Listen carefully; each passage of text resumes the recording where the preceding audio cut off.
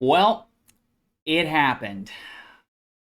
I warned y'all earlier in the week. We were talking about this possibility. The Pac 12 is over. I'm We're looking at four teams left. Arizona State, and Utah were all applying. Last we discussed, Oregon and Washington had just moved on. And now Arizona State, and Utah are all moving to the Big 12. So Big 12 reloaded once again. I honestly, they lose Oklahoma and Texas, but big additions, I think, in Utah, Arizona State, Colorado. Colorado hasn't been good for a while, but Deion Sanders coming in. It's a popular school, right? As far as the media is covering them. So, good pickup there. Utah has been kind of the gem that nobody talks about and has had some great seasons the last few years. Seem to be poised for another solid year. And we've got, Arizona and Arizona State, not the best teams, but, good middle of the road teams, popular schools. If one of those turns around, the state of Arizona is going to be very excited. So, good day for the Big 12. Big 10 sitting here as just an absolute juggernaut with UCLA, USC, Oregon, and Washington. They basically took the top four teams as far as brand recognition and really success. UCLA not as much, and neither with USC, but if you go back enough years, you have some serious history there. But man, pour one out for the Pac-12 because they are done. I don't know what they do here. The reason a lot of these teams were leaving, or at least the reason they've said they're leaving, is because Pac-12 couldn't get a solid TV deal right in place for the conference, and now I don't know how you get a TV deal with that. That's pretty bad. You got four teams. Um, like we talked about, again, I'm going to reiterate. We talked about earlier late last week. I don't know how you schedule this because with how large the conferences are becoming, you're in a situation now, if you're the Pac 12, where you have four teams, right? Yeah, maybe you could add some, and I'm sure they're looking to add, keep an eye on Fresno State, San Jose State as potential additions, maybe. But even if you add those two and you become six, you still don't have enough teams to really fill out a schedule without adding a lot of out of conference stuff. But the problem is all these teams in 2024 are not going to have room for out of conference games. At least not a lot of them, right? We're looking at a 12 game season, right? If you have four, okay, you're one of the four teams. There's 3 games. You got to fill another 9 games. And I don't know where you're going to find those opponents when the Big 10, the SEC, the Big 12, these conferences are getting so large that if they play all of each other, the Big 10, if they all play each other, they'll never play out of conference, right? There's more than 12 teams in the Big 10, so you could play every single other team and your season would be over. You'd never play out of conference. But they will play out of conference games, but they'll probably play some less than incredible out of conference games. I think the playoff would have motivated harder out of conference schedules, but now the conferences have just put all the best teams in the conferences. So there's no need for big out of conference games. I mean, what I thought would happen with the introduction of the playoff is because there were so many at-large bids, right? You don't need to win your conference. You could have a couple of losses, but if you had some big wins, that would get you in there, right? There's a little more margin for error and a little more reward if you win some of those big games. And so I thought it would, kind of benefit in some ways out of conference games because an Alabama is not scared of going and playing a Texas as their out of conference game because if they lose it, they could still win the SEC. And if they win it, now they can lose the SEC and they have this strong out of conference schedule. So it's kind of a win-win. It doesn't, people will talk about, oh, it doesn't matter. Now the regular season doesn't matter as much. Now the out of conference doesn't matter. I think it still would because if Texas wins that game, now they don't necessarily have to win the Big 12. But the problem is now, with how large the conferences are getting, you don't need out of conference games. You really can't even fit them on your schedule. I mean, the Big 10 we looked at earlier. Let's look at the Big 10 here. In 2024, we're looking at 18 teams. 18 teams! Okay, so you split it up into two 9-team conferences, East and West, which is how they are set up right now. Okay,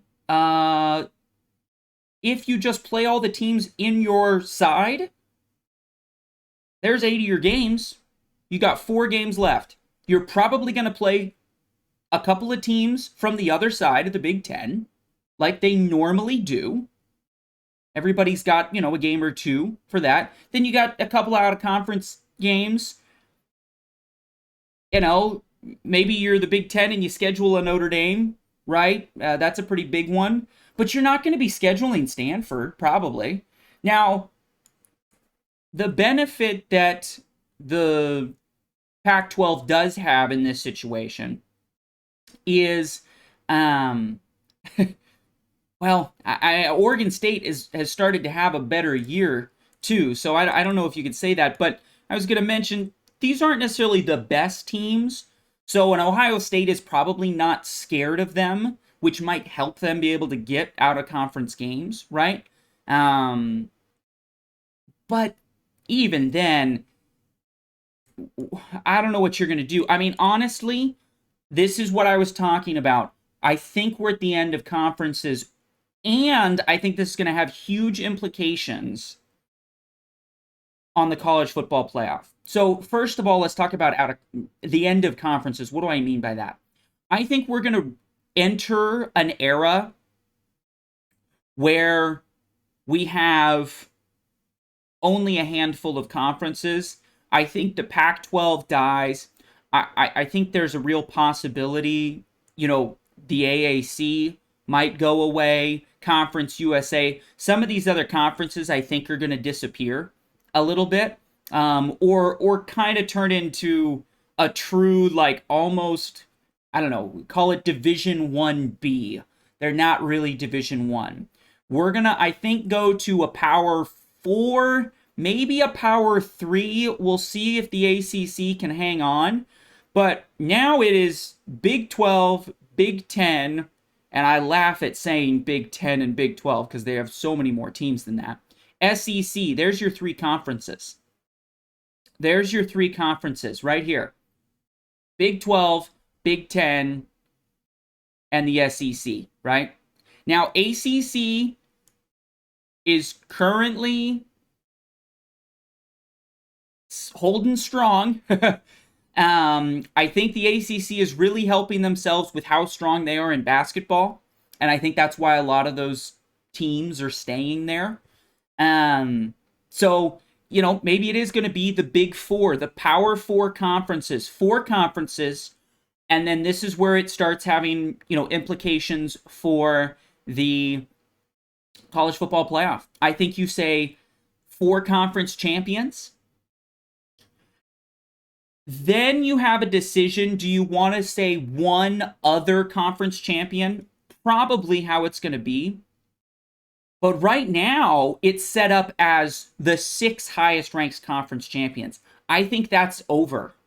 I really do. Because, I mean, the reason it was 6 is because there was a Power 5, so you get all the Power 5 conferences, and you get one at large. So when the AAC has a great team like Cincinnati in a year, or UCF, or Conference USA brings a team that's really strong, or the MAC, a Boise State, has a great year. When these things happen here in the Mountain West, there's been some good teams out of there. You know, a Boise State, a Fresno State, you know, a UCF, Cincinnati. When one of these teams has a great year, that's their at large, right? A Tulane's had some good years, right? They're ranked in the top 25 in the coaches poll right now. If you set it up that way, that's why it's set up for the 6 teams. Because you have the Power 5 and one at large. One conference champion from one of these other conferences. Okay? Then you had 6 more bids. So call it, you know, maybe the runner-up in the conferences, or, you know, years where, you know, the Pac-12 was down a little bit, or the Big Ten had a really great year, or the SEC really has 3 teams that should probably go to the playoff, right? Notre Dame needs to get in, right? And you don't want to steal a conference spot. So that's why it was 6 and 6. But now we don't have a Pac-12 in 2024 when this playoff starts. So, I mean, are you really going to continue giving, you know, I mean, hey, Oregon State, Washington State looking like it's just a 2-horse race. And honestly, next year, it's definitely Oregon State, right? A quick, easy, just breeze through your schedule and you're in the playoff. Is that what we really want? I don't think so. And I think it defeats the purpose and some of the benefits that I was envisioning the playoff would have of increasing the number of big games, out-of-conference games. But you don't need out-of-conference games anymore because everybody's in 4 conferences. Everybody is in 4 conferences. Every big name. Every team. But, well, yeah, because Cincinnati and UCF are moving. So literally every team, besides Notre Dame, who's independent, every other team in the college football playoff that's even really had a running or an argument for it is now in 4 conferences. How I would rework the playoff, given the new developments, right? Given that we really have Power 4, the Pac-12's gone, and really some of these other conferences, you know, a Cincinnati and a UCF leave the AAC, that used to be a pretty good conference with both of those teams and a Tulane and some other, you know, that was actually starting to be like, oh, this is pretty good conference. Well, now they're all gone, so too bad, right? So long. I think the playoff needs to go to 4 automatic bids for conference champions. The Power 4 conferences. They all get in. 8 at large. You need room. I think it's just give those 4 8 at large to keep everybody happy. And this is the wording that they've used in this one is, oh, it's the 6 highest ranked conference champions get in. Just change it to the 4 highest ranked conference champion. Sure, maybe the ACC has a really bad year. There's been, you know, the Big 12 has a bad year. The SEC, they all beat each other up. Nobody's really separating from the pack. But Oregon State played a bunch of out-of-conference games and smoked a couple SEC teams and a couple Big 10 teams. Sure, give them in. Let them in. The highest ranked 4 conference champions, and then I would say 8 at large. I think that's the only way to fix this, because giving it to 6 conference champions, I mean, who are our conference champions going to be? The Pac-12 might not even exist as a conference. So now I'm looking at the AAC, but the AAC, I mean, you're going to have situations where, all right, I guess Tulane gets in. Oh, but okay, that's our 5th. We need another one. All right, Jacksonville State, right? We're just gonna, because they happen to be the highest ranked. Typically, if you take out the Pac-12, there's a very good chance that some years there's not going to be 6 conference champions even in the top 25. And if there are, they're just going to be squeaking in, right? The Pac-12 doesn't exist. Typically, there's like a group of 5 team, right? Maybe 2, but then they play in their conference championship and it's over, right? You can't take 6 conference champions anymore. It's just not going to work. With the way these conferences have realigned, they're going to have to change the playoff. So that's kind of my thoughts. What we kind of predicted a couple days ago ended up happening. The Pac-12 is down to 4 teams. And it'll be interesting to see if they try and reload and bring in a Fresno State or a San Jose State or some of these, maybe a Mountain West team like a Boise State, bring them into the Pac-12. But at this point, the Pac-12 is over. It is not really going to be a conference here in the next year. Most of these changes, again, are for 2024. So 2023, this upcoming season, nothing, it's going to be one last hurrah. We might have, a competition for who is going to be the last Pac-12 champion, as the conference might just dissolve. We'll see. It'll be very interesting to follow along. Let me know, though, what you think of all this conference realignment. What do you think it has implications for the playoff? How do you think the playoff is going to need to adjust given these new developments? As always, thank you so much for making it to this part of the video. If you enjoyed it, please, like and subscribe, share it with a friend, and we'll see you in the next one.